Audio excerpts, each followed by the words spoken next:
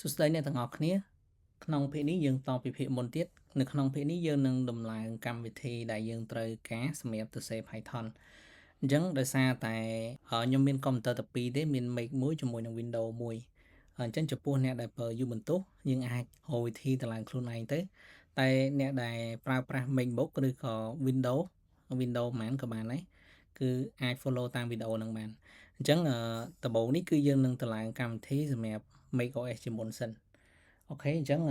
ខ្ញុំនឹងតម្លើងកម្មវិធី Visual Studio មុនយើងទៅ download ទៅហើយទៅ download Visual Studio មួយសំទោសបាទ Visual Studio Code មួយហើយនិង Python 3មួយអូខេអញ្ចឹងខ្ញុំចូលមកកាន់ browser របស់យើងមកគ្នាយើងបើក browser ទៅហើយយើងចូលមកកាន់ website VS Code យើង search Visual Studio Code មកហើយនេះ link ហ្នឹងខាងលើគេឈ្មោះ website វាគឺ code.visualstudio.com ចឹងយើង click ទៅលើហ្នឹងមកអូខេបន្តមកទៀតយើងឃើញប៊ូតុង download មួយគេដាក់ថា download for macOS ហ្នឹងគ្នាយើងចុច download ហ្នឹងទៅតមកទៀតវានឹង start download កម្មវិធីឯងអូខេបន្ទាប់ពីយើង download VS Code ហើយគ្នាយើងអាចចាប់ផ្ដើម download Python ហើយទៅយើងចូលមកកាន់ website មួយគឺ python.org យើងវាយ python.org ចឹងមកហើយយើង enter មកនេះអញ្ចឹងបន្តមកទៀតយើងចុចទៅលើ menu download កន្លែងនេះយើង click ទៅលើ menu ហ្នឹងមកហើយបន្តមកទៀតយើង click ទៅលើ download Python version បាន 3.14 នៅក្នុងវីដេអូហ្នឹងអញ្ចឹងគ្នាយើង download latest version របស់វាមកបាទអញ្ចឹងវាចាប់ផ្ដើម download នេះនៅក្នុងហ្នឹងណាបាទអញ្ចឹងនៅពេលដែល download ពេញយើងនឹងចាប់ផ្ដើមតម្លើងកម្មវិធីពីរនឹងអស់គ្នាអូខេអញ្ចឹងពេញហើយគ្នាយើងអាចចូលទៅកាន់ folder download របស់ MacBook ហ្នឹងមកនេះយើងចុចទៅលើ Finder download នេះគឺពីរ file ដែលខ្ញុំបាន download ណាឥឡូវនេះយើងនឹងតម្លើង VS Code មុនគេ Visual Studio Code ហ្នឹងចឹងដើម្បីតម្លើងវាងាយទេអ្នកនរគ្នាគ្រាន់តែម៉ៅស្ដាំទៅឬក៏នេះយើងចុច copy ឬក៏យើងអាច move នេះយើងទាញណាយើង click ឲ្យជាប់មកយើងទាញVisual Studio Code ហ្នឹងបណ្ដាក់ចូលទៅក្នុង application របស់យើងទៅប៉ុណ្ណឹងគឺរួចរាល់ VS Code របស់យើងណាបាទអញ្ចឹងអ្នកនរគ្នាអាចចូលទៅក្នុង application របស់យើងហើយយើង scroll មើលទៅនឹកឃើញយើងនឹងឃើញ Visual Studio Code នេះផ្ដើមដល់ Sovi អញ្ចឹងយើង double click ទៅលើហ្នឹងមកហើយយើង open ទៅបាទនេះគឺកម្មវិធី Visual Studio Code ដែលយើងបានតម្លើងណាបាទឥឡូវយើងហើយមួយយើងតម្លើង Python មួយទៀតអញ្ចឹង Python យើងចូលមកកាន់ file វាមកយើង double click ទៅលើហ្នឹងទៅបាទអញ្ចឹងវានឹងចេញផ្ទាំងមួយនេះឲ្យបាទផ្ទាំងហ្នឹងគឺយើងគ្រាន់តែ continue និចណានិចទៅវានឹង install អូខេបាទអញ្ចឹងយើង continue ទៀតបាទហើយយើង agree បាទហើយយើងចុចទៅលើ install ហើយបន្តមកទៀតគ្នាយើងវាយ password កុំព្យូទ័រយើងទៅហើយយើង install អូខេអញ្ចឹង Python យើងតម្លើងហើយដើម្បីដឹងថាវាដើរឬមិនដើរគ្នាយើងអាចអូខេឥឡូវខ្ញុំ close នេះសិនអូខេអ្នកនរគ្នាអាចបើក terminal ណានេះយើងឃើញ terminal នៅkiaហ្នឹងបើសិនអ្នកនរគ្នាអត់ឃើញទេអ្នកនរគ្នាអាច search ទៅយើង search search ពាក្យ terminal ទៅនេះបាទចូលកន្លែង app នឹងក៏បានឬក៏នេះកន្លែង search នៅខាងលើនេះក៏បានដែរនេះ search មកយើងវាយ terminal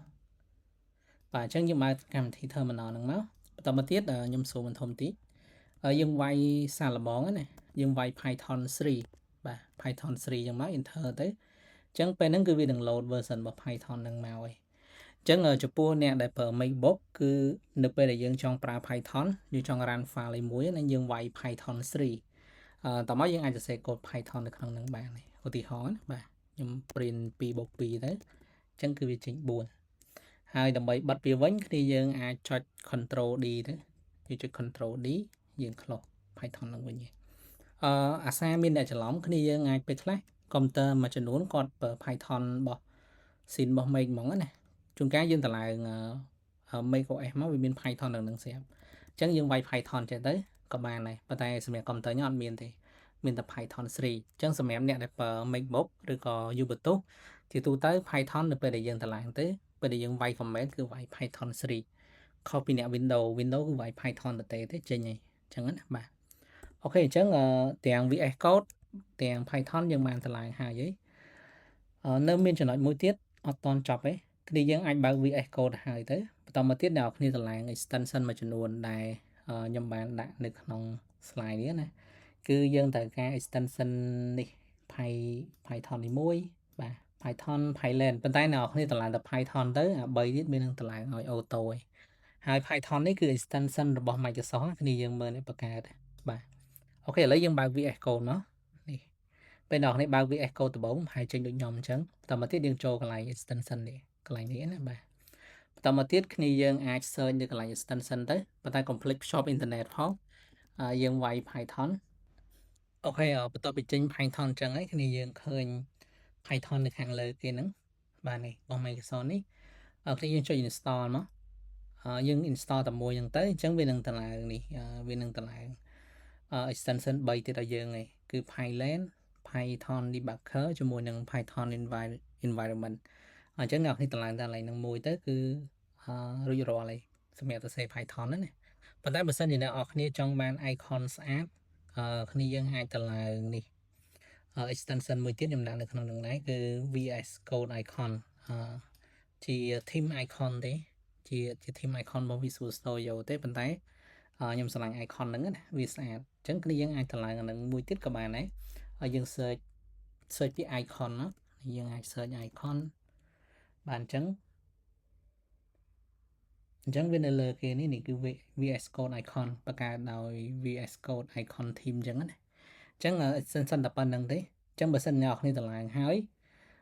យើងអាចបន្តចាំនៅភាគបន្តទៀតទៅយើងនឹងចាប់ផ្ដើមសរសេរ code Python សម្រាប់ MacBook អញ្ចឹងតិចទៀតគឺយើងនឹងចាប់ផ្ដើមតម្លើងសម្រាប់អ្នក Windows ម្ដង